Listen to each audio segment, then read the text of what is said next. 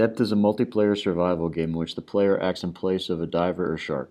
In the game's main mode, divers must escort Steve, a small robot collecting treasure, to various locations, while sharks must attack the divers and destroy Steve. Overall, Depth is an exhilarating and fun experience.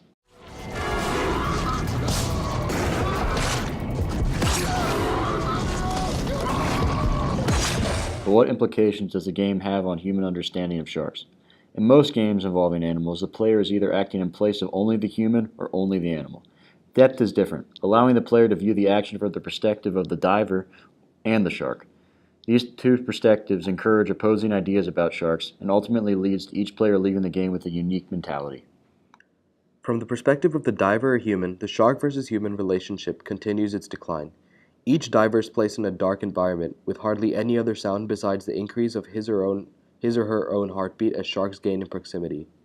This environment increases the player's fear of sharks even before the first encounter. Then the meetings begin, and players are faced with terrifying sights of fellow divers being swept away or their own bodies half consumed inside the shark's mouth. From these encounters, players acting in place of the divers see sharks as practically machines with the single function of attacking and killing humans and preventing them from accomplishing their simple excavation mission. In the eyes of the divers, sharks are evil, hideous, and frightening beasts only programmed to kill or die trying. From this point of view, the life of a shark is meaningless, since each death simply means continued survival and that Steve is one step closer to completing his mission. What value does a creature that appears to do nothing but kill have to humans? With this understanding, both within Depth and within most modern cultures, it is not shocking that not many people care about the killing of sharks in the real world, even though some of them are near extinction. If people are afraid of an animal, people do not value the animal, since the creature's termination would also mean termination of the fear associated with them. From the perspective of the shark, the situation appears much different. In the tutorial, the player controls a tiger shark that periodically displays its thoughts through sinister-sounding dialogue. I must feed to heal my injuries. Among these thoughts, the tiger shark mentions that it must attack the divers because it must protect its haven or sanctuary. These bony creatures dare to disrupt our haven. When hearing this idea, the player can shift his or her perspective to almost sympathize with the savage beasts. Since they are not simply attacking and killing for the sake of attacking and killing, they are attacking and killing because they are defending their home. Bony creatures will not leave our sanctuary.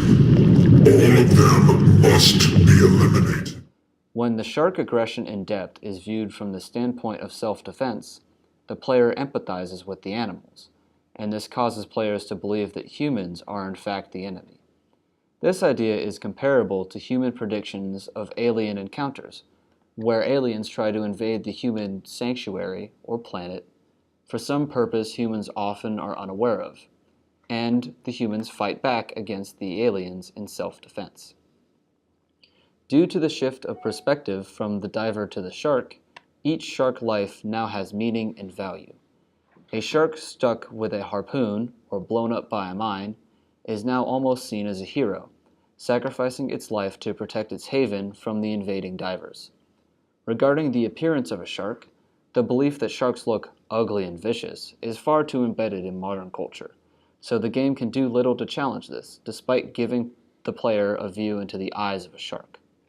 Even when playing as one, they still seem to be terrifying creatures, and taking a bite out of one's own species certainly makes it hard to see otherwise.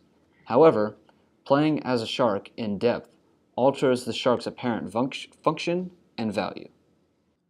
The takeaway from Depth is heavily dependent upon the amount of time the player spends playing either a diver or a shark. A player that spends most of his or her time playing as a diver may likely step away from Depth believing that sharks are nothing but ugly and frightening machines, designed to only kill for no purpose. He or she may believe that the value of a shark's life is non-existent, because who would care about an animal driven to kill and nothing more? However, a player that spends most of his or her time as a shark will likely depart with a much more meaningful experience, one that challenges the popular view of sharks throughout society. This player will step away with the idea that sharks are driven, not to kill for the sake of killing, but to defend their home, the place where they are safe and free.